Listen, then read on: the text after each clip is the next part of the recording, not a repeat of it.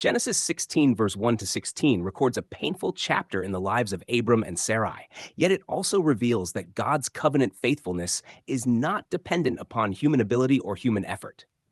The chapter contrasts man's attempts to accomplish God's promises with God's determination to fulfill his word according to his own purpose. Genesis 16, verse 1 to 3, Sarai's plan. Sarai had remained barren despite God's promise that Abram would have descendants.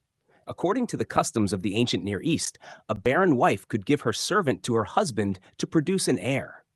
Sarai concluded that this must be the means by which God's promise would come to pass. Abram listened to Sarai, and Hagar became his wife. The passage demonstrates the difference between trusting God's promise and relying on human wisdom. God's covenant had already been established by his word, but Abram and Sarai attempted to accomplish by human effort what God had promised to accomplish himself. Throughout Scripture, God's blessings are shown to rest upon his faithfulness rather than human performance. The covenant with Abram was founded upon God's commitment, not Abram's ability to manage circumstances. Genesis 16, 4 to 6, the consequences of human effort. When Hagar conceived, conflict immediately followed. Hagar looked upon Sarai with contempt, and Sarai blamed Abram for the resulting tension. Sin often creates division where God intended peace. What appeared to be a practical solution only complicated the situation. Abram allowed Sarai to deal with Hagar as she wished, and Hagar fled into the wilderness. The account reminds readers that trying to secure God's blessings through self-effort often leads to frustration and broken relationships. God's promises do not require human manipulation. Genesis 16, verse 7 to 12. The angel of the Lord finds Hagar.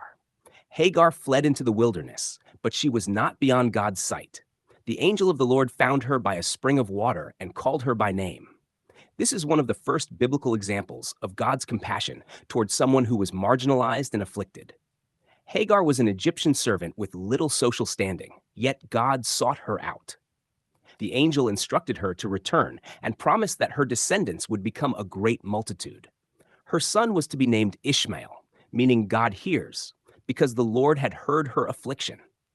Ishmael would become the father of many nations, though his descendants would experience continual conflict. God's promise to Hagar demonstrates that his mercy extends beyond the primary covenant family.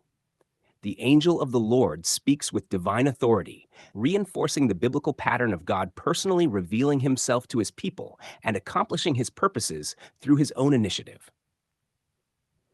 Genesis 16, verses 13 to 14. The God who sees Hagar responded by calling the Lord, "Thou God seest me," she declared. "Have I also here looked after him that seeth me?" The well was named Beer Lahai Roi, meaning the well of the living one who sees me. This is one of the most beautiful truths in Scripture. God not only makes promises, he sees the suffering, loneliness, and fears of those who trust him. Hagar discovered that God's presence extends into the wilderness. No one is forgotten or overlooked by the Lord. Genesis 16, 16. The birth of Ishmael.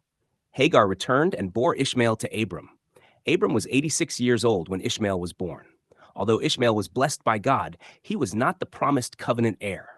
God's original promise would still be fulfilled through the son whom God himself would provide. This distinction highlights an important biblical theme. There's a contrast between what humanity produces through natural means and what God accomplishes according to his promise. God's redemptive plan advances through his faithfulness rather than human striving. Themes and significance. God's promises depend upon him. Abram and Sarai struggled to wait, but God's covenant was never in danger because it rested upon his character. Human effort cannot improve God's plan. The attempt to help God fulfill his promise created unnecessary hardship and conflict. God sees the afflicted. Hagar's encounter with the Lord reveals his compassion toward those who feel abandoned and forgotten. God remains faithful despite human failure. Neither Abram's weakness nor Sarai's impatience canceled God's covenant purposes. God's redemptive plan moves according to his timing. The birth of Ishmael did not replace God's promise. The Lord would still accomplish exactly what he had declared. Conclusion. Genesis 16 is not merely the story of Abram, Sarai, and Hagar.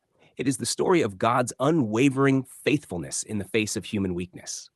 While people often attempt to secure God's blessings through their own plans and efforts, the Lord remains committed to fulfilling his promises by his own power. The chapter encourages believers to rest in the certainty that God sees, God hears, and God faithfully accomplishes what he has spoken. Human failures may bring consequences, but they cannot overturn the purposes of the God who keeps his covenant and whose promises never fail.